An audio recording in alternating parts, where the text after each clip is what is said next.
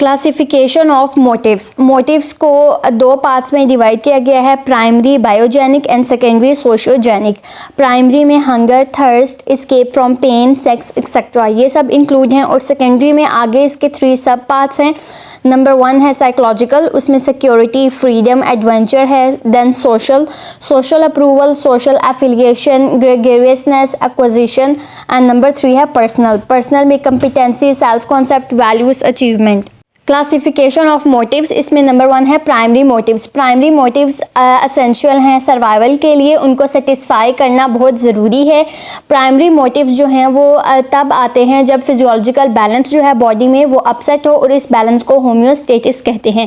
इसमें नंबर 1 है हंगर और थर्स्ट डिराइव। जब ऑर्गेनिज्म भूख या प्यास उसको लगेगी तो उसकी बॉडी में बायोलॉजिकल चेंजेस आएंगी, लेकिन जब हंगर और थर्स्ट फुलफिल हो जाएगी तो जो फिजियोलॉजिकल बैलेंस है या होम्योस्टेसिस है वो अपनी जगह पर होगा।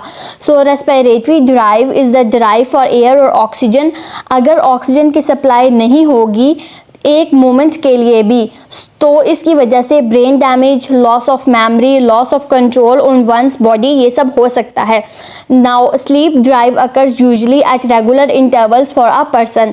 जब नींद पूरी नहीं होगी, लैक ऑफ स्लीप होगी लंबे अरसे के लिए, तो इसकी वजह से confusion, attention deficit, muscle tremors, increase sensitivity to pain हो जाएगा। और the metabolism rate drops during sleep, regenerating energy. Metabolism का जो रेट है वो नींद के दौरान नीचे चला जाता है, जिसकी वजह से जो एनर्जी है वो रीजनरेट होती है। Drive for elimination of waste. जब ब्लैडर या इंटेस्टाइन जो हैं उनके ऊपर बहुत प्रेशर होगा, जो इंडिविजुअल डिस्कम्फर्ट फील करेगा, सो वो वेस्ट मटेरियल की वजह से होगा। सो पर्सन उसमें रेस्टलेस फील करेगा जब तक कि जो वेस्ट मटेरियल है उसको एलिमिनेट ना कर दे, या फिर जो प्रेशर है वो रिलीफ ना हो जाए।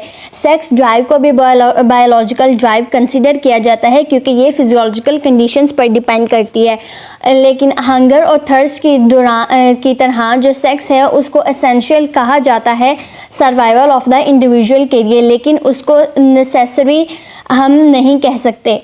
सो मैटरनल ड्राइव जो है ये इंस्टिंक्टिव है इन नेचर, ये अनलर्नड है, इसको इंडिविजुअल लर्न नहीं करता। फिजियोलॉजिकल ड्राइव जो है उसकी वजह से मैटरनल बिहेवियर कॉज होता है। मैटरनल ड्राइव जो है ये एक हार्मोन जो कि सेक्रीट होता है पिट्यूटरी से, प्रोलैक्टिन, इसकी वजह से मैटरनल ड्राइव होती है। Then secondary motives, human life has not only just biological aspect but also social aspect. तो सोशल मोटिव्स में achievement motives, affiliation motives, aggression motives, power motives, curiosity motives ये सब इंक्लूड हैं। इनको हम सोशल मोटिव्स कहते हैं क्योंकि ये डेवलप होते हैं जब रिलेशनशिप्स होते हैं लोगों के दरमियान। Number 1 is achievement motives. They refer to a drive towards some standards of excellence. So achievement जैसे कि वर्ड से ही जाहिर है कि इस मोटिव से कुछ अचीव किया जाता है। So people जिनमें high level of achievement motives होता है वो ऐसे टास्क को प्रेफर करते हैं जिससे उनको सक्सेस मिले और जो थोड़े से डिफ़िकल्ट भी हों। David C McClelland has found that while high achievers tend to succeed, low achievers tend to avoid failures, कि जो लो अचीवर्स हैं वो फेलियर्स को अवॉइड करते हैं। हाई अचीवर्स जो हैं वो फेलियर्स को चैलेंज करते हैं और वर्क हार्ड करते हैं, जबकि जो लो अचीवर्स हैं वो फेलियर्स को एक्सेप्ट तो कर लेते हैं लेकिन फिर वो ऐसे काम करते हैं जो कि थोड़े कम डिफ़िकल्ट हों। सो हाई अचीवर्स जो हैं वो पर्सनल रिस्पॉन्सिबिलिटी को प्रेफर करते हैं और वो चाहते हैं कि दूसरे उनके काम का फीडबैक दें।